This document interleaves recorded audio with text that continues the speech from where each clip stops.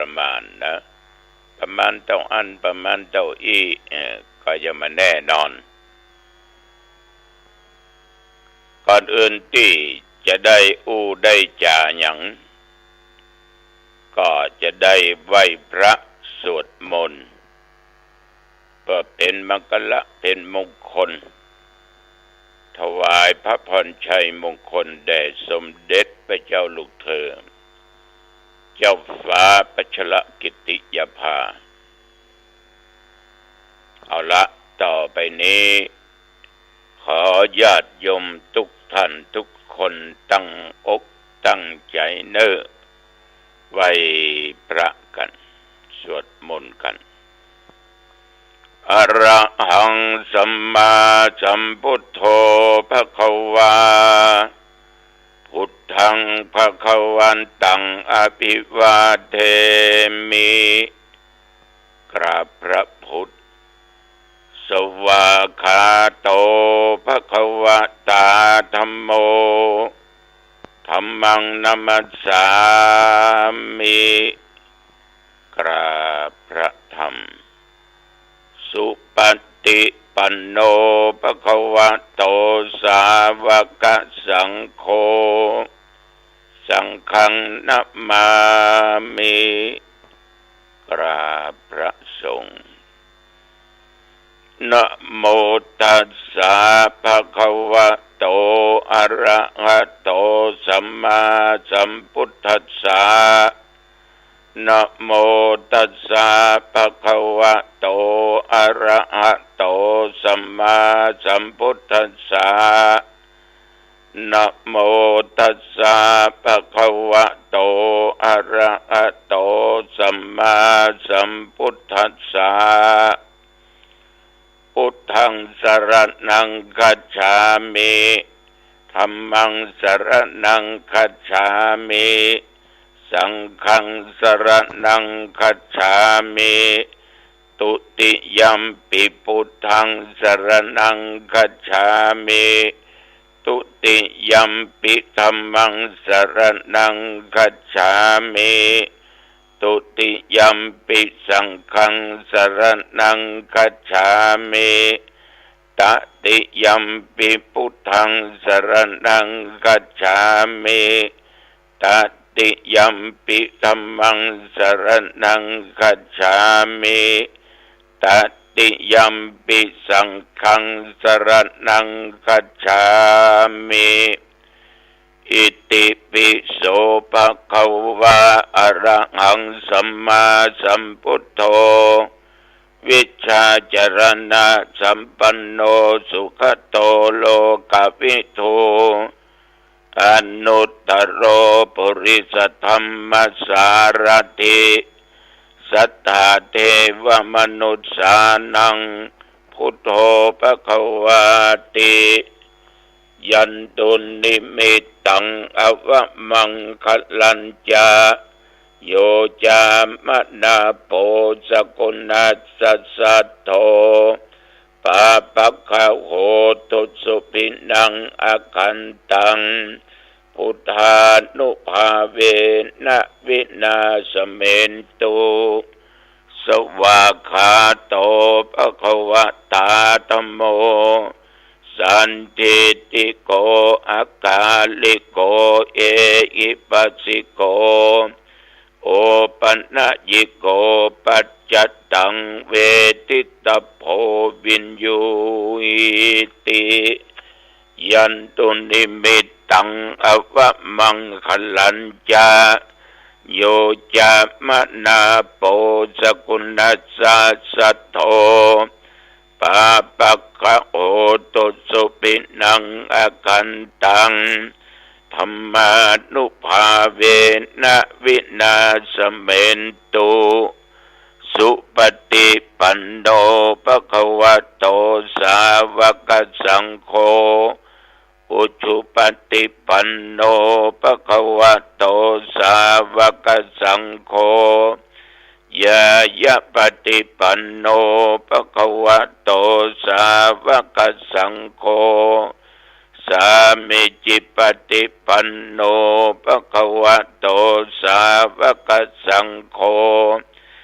ยะติทังจัตตาริปุริสยุคานิอัตถปุริสปุคลาเอสะภควโตสาวกสังโฆอาหุนายโยปาหุนายโย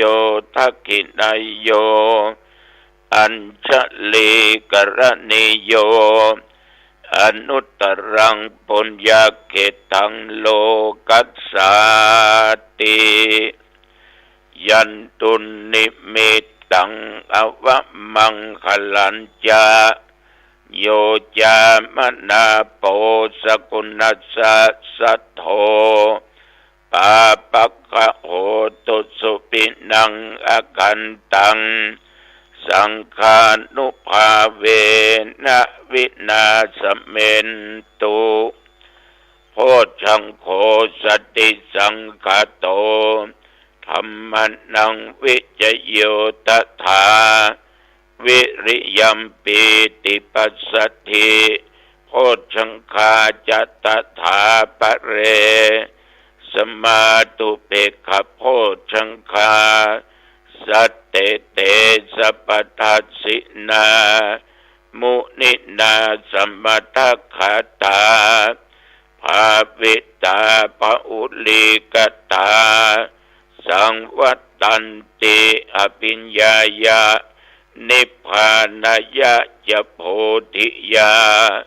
เอเตนะสัจจวัชเชนะโสทิเตโหตุสัพพทาเอกัสมิงสมะเยนะโทโมคคลานันจกัสสปังคิลาเนทุขิเตติสวาโพชังเคสัจจะเทสญิเตจะตังอภินันติตวาโรคามุจจิงสุตังคะเนเอเตนะสัจจวัชเชนะโสทิเตโหตุสัพพทาเอกทาธรรมราชาปิเขลัญเยนะปิปิริโตจุนตเทเลนะตัญเยวะพนาเปตวานัสสาธรังสัมโมทิตวาจะอาภาธาตัมหาพุทธาสิทานะโสเอเตนะสัจจวัชเชนะสุติเตโหตุสัพพทาปะหินาเตจะอาภาธาตินนันนัมปิมะเอสินังมัคคาอัตตกิเลสาวะปัตตานุปติธัมมตังเอเตนะสัจจวัชเชนะโสติเตโหตุสัพพทาภวัตตุสัพพมังคะลังรักขันตุสัพพเทวตาสัพพพุทธานุภาเวนะสัทธาโสติภวันตุเตภวัตตุสัพพมังคะลังรักขันตุสัพพเทวตาสัพพธัมมานุภาเวนะสัทธาโสติภวันตุเตภวัตตุสัพพมังคะลังรักขันตุสัพพเทวตาสัพพสังฆานุภาเวนะสัทธาโสติภวันตุเตโดยพุทธานุภาพธรรมานุภาพสังฆานุภาพพุทธมนต์อันศักดิ์สิทธิ์นี้ตลอดสัจจวาจาอัตมภาพ ขอตั้งจิตถวายพระพรแด่สมเด็จพระเจ้าลูกเธอเจ้าฟ้าพัชรกิติยาภาขอพระองค์ท่านนั้นจงทรงหายจากอาการพระประชวรการเจ็บไข้ได้ป่วยก็หายเป็นปกติดีขอให้พระองค์ทรงมีพระชนมายุยิ่งยืนนานได้120 พรรษายิ่งขึ้นไปขอถวายพระพรกรมอุตุได้ประกาศตักเตือนว่าวันที่7วันที่8จนถึงวันนี้ก็จะมีฟ้าฝนมีลูกเห็บมีลมแรง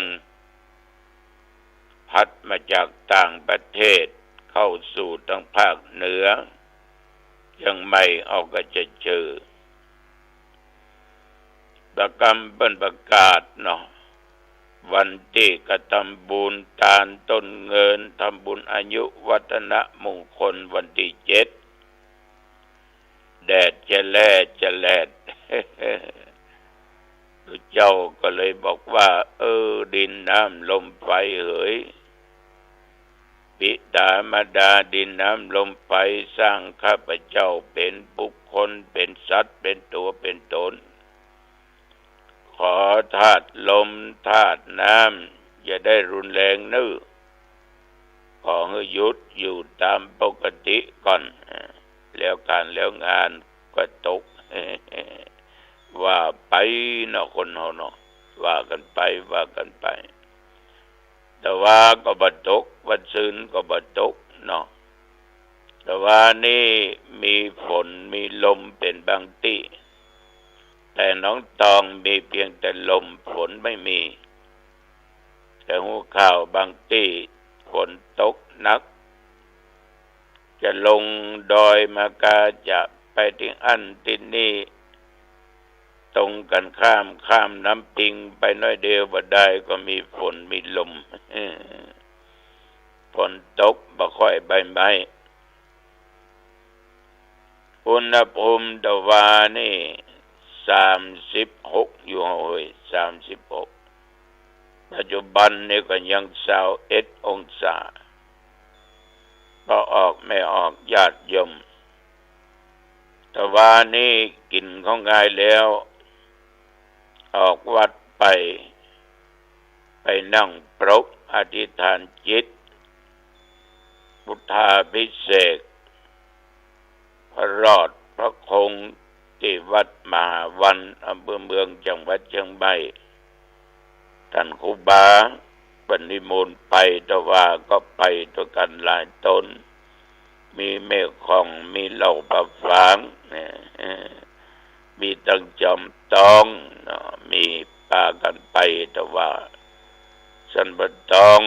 วัดประกับตองตอนเช้าและตอนบ่ายก็มีหลวงพ่อเจ้าคณะจังหวัดลำพูนตัวไปรอพระตัวแต่ว่าก็ไปฉันเพนกันที่หั่นว่านี่ฉันเข้าในนักหน่อยเสียงถึง3-4 ทัพพีก่อนมักเนาะมันจะจับมันจะหิวเนาะญาติโยม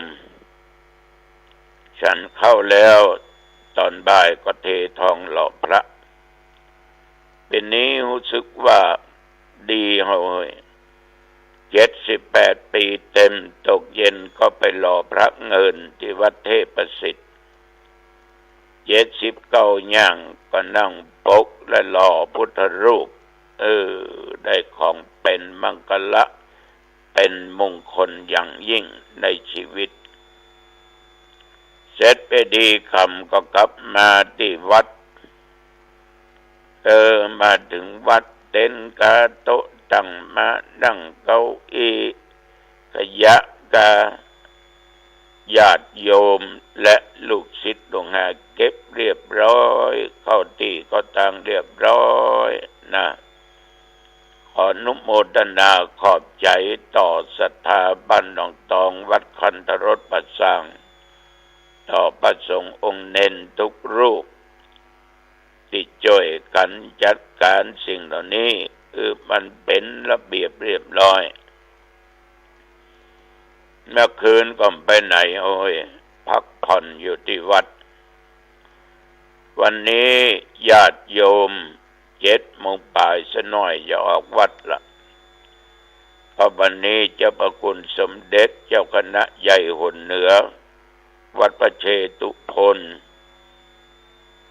หลวงพ่อท่านนั้นได้มีเมตตาจะมาเป็นองค์ประธานวางแผ่นศิลาฤกษ์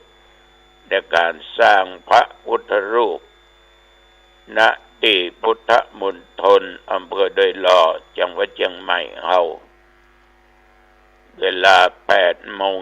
8:30 นาทีจะมีการสืบปุราชตาแบบพื้นบ้านพื้นเมืองเจ้าประคุณสมเด็จเจ้าคณะใหญ่หนเหนืออีกวันนี้7 โมงบ่ายจะออกวัดละเนื้อสถานเนิดจะไปที่พุทธมณฑลที่สร้างกันที่ดอยหล่อเนื้อที่190 กว่าไร่พระสงฆ์องค์เจ้าคณะจังหวัดรองจังหวัดที่ปรึกษาว่าภาคบ่าหนเนาะเจ้าหน้าอำเภอทุกอำเภอรองอำเภอเลขานุการประการสำคัญคณะสงฆ์โดยหล่อก็จะได้ต้อนรับเจ้าคณะใหญ่อุ่นเหนือที่พุทธมณฑลได้สักกรรมทำกิจเสร็จก็จะไปละนะแต่จะฉันเพลประชันเพลแล้วก็แล้วโอกาสเวลาญาติโยมท่านผู้ฟังทั้งหลายในชีวิตของคนเฮาเนี่ยสิ่งที่บดีคือความโกรธนะคือความโกรธคนเฮาได้ขี้โกรธขี้เกียจ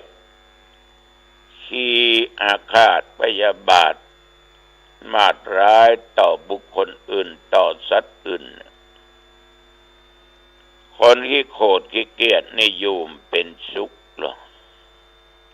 อยู่เป็นสุขอาจจะติดตัวติดจิตติดใจไปทุกคนทุกแห่งอันใดพอใจก็โกรธว่าอาหารพอใจก็โกรธปัญญายังทำยังบ่ถูกใจโกรธปะกุอริโกรธอาฆาตพยาบาทมาตร้ายดูนั้นดูนี้ฟังนั้นฟังนี้ทำใจบ่ได้โคตรจะเตื้อหันหูเปิ้นลงทีวีบ่ได้ก็โคตรก็เกลียดบางคนซื้อหวยบ่ถูกก็โคตรโคตรตัวเก่าก็มีเดี๋ยวไปเดี๋ยวมาต้องสะดุดเจ็บไปเจ็บเงามันยังมาตายเนี่ยเห็นหรอโคตรตัวเก่าแปลกดีนะญาติโยมฉะนั้นจงฆ่าความโกรธเนี่ยจงมีเมตตาธรรมกรุณาธรรมมุทิตาธรรมอุเบกขาธรรมเสียกำจัดความโกรธด้วยความไม่โกรธเอาเป็นสุขเน้อญาติโยมเป็นสุขแต่พอถ้าฆ่าความโกรธได้ความหลงได้ถ้าฆ่าได้จิตใจจะบ่เศร้าจะบ่โศก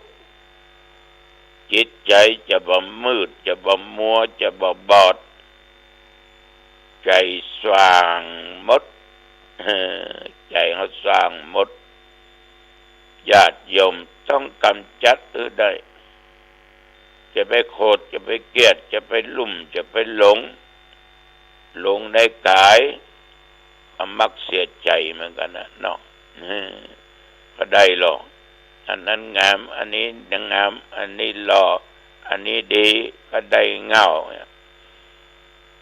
บัดได้ก็มาเป็นทุกข์จิตใจมัวหมองสมองอันยังนั่งเงากกงกเป็นอย่างนั้นก็ได้อันนั้นก็ไม่ได้ก็ได้อันนี้ก็ไม่ได้ผิดหวังขนาดนี้หรอกฉะนั้นญาติโยมต้องเอาความจริงในเรื่องของธรรมะมีในอภิธรรมซึ่งเป็นหลักธรรมที่สำคัญนักอภิธรรมนี้มีอยู่ในตัวในตนเฮาญาติโยมมันอยู่ในตัวในตนเฮานี้โคนมันปบก็พูดถึงเรื่องกายกับจิตคือเรื่องของศีลห้ากับจิตรูปเวทนาสัญญาสังขารวิญญาณ